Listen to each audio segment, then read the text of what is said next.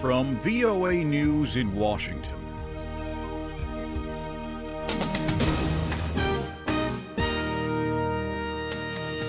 President Donald Trump acknowledged on Thursday that he had asked the head of the nation's top law enforcement agency whether he was being investigated.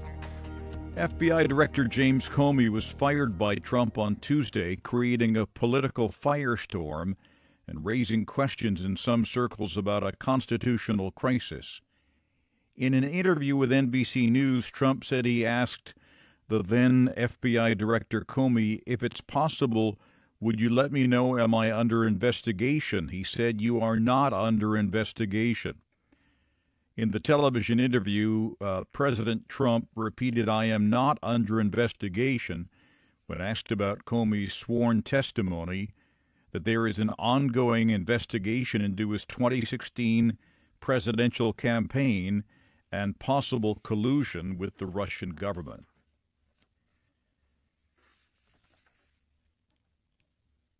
Trump said in Thursday's interview he would have fired Comey even if top Justice Department officials had not recommended it. He called former President Barack Obama's appointee a showboat. He's a grandstander. Comey was directing investigations into connections between the Trump campaign and Russian officials, along with possible meddling by Moscow in the 2016 U.S. presidential election. The White House on Thursday continued to defend its dismissal of the FBI chief and denied it tried to put the responsibility on a Deputy Attorney General's memo for the abrupt removal. Sarah Huckabee Sanders, the White House principal deputy press secretary, said, "I don't think there was ever an attempt to pin the decision on the Deputy Attorney General."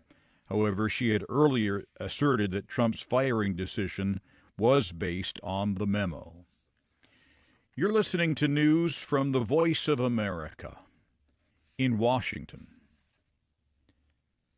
U.S.-backed Syrian Democratic Forces have defeated Islamic State fighters in the city of Tabqa and have seized Tabqa Dam, a key objective for the militias, before a planned attack on the terror group's de facto capital, Raqqa.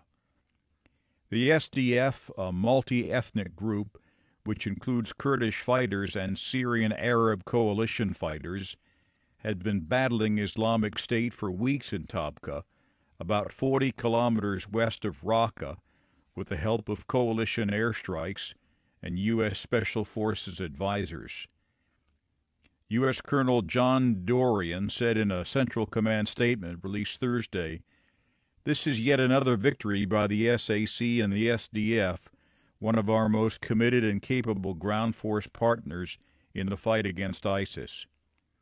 U.S. Central Command, which oversees U.S. military operations in the Middle East, said approximately 70 Islamic State fighters had conceded to the SDF's terms, which included dismantling bombs surrounding the dam, surrendering their heavy weapons, and withdrawing all remaining fighters from Tabqa.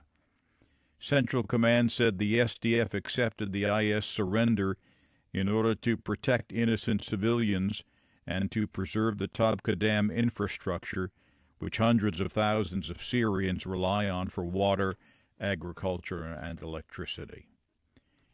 An American-born Al-Qaeda member turned informant will be freed from federal prison after providing valuable information to American authorities. A federal judge in New York sentenced Brian Neal Vinus Thursday to the time he has already served, more than 8 years. The 34-year-old native New Yorker will be on probation for the rest of his life. The information Vinus provided about Al-Qaeda in Pakistan and Afghanistan helped identify suspected terrorists, their hideouts, and disrupted plots. He was in the U.S. Army in 2002 for a few weeks, 2 years before he converted to Islam. He traveled to a lawless part of Pakistan in 2007 and signed on with militant groups since he had become increasingly angered by what he perceived to be the persecution of Muslims by Western countries. his lawyers wrote in court papers quoted by the Associated Press.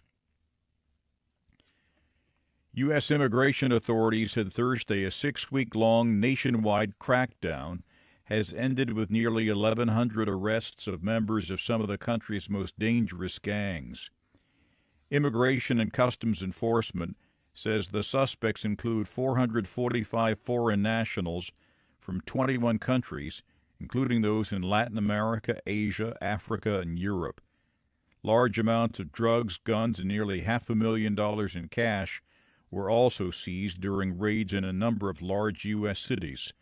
A total of 1,378 suspects were arrested, with 1,095 confirmed gang members. There's more at voanews.com. That's the latest world news from VOA.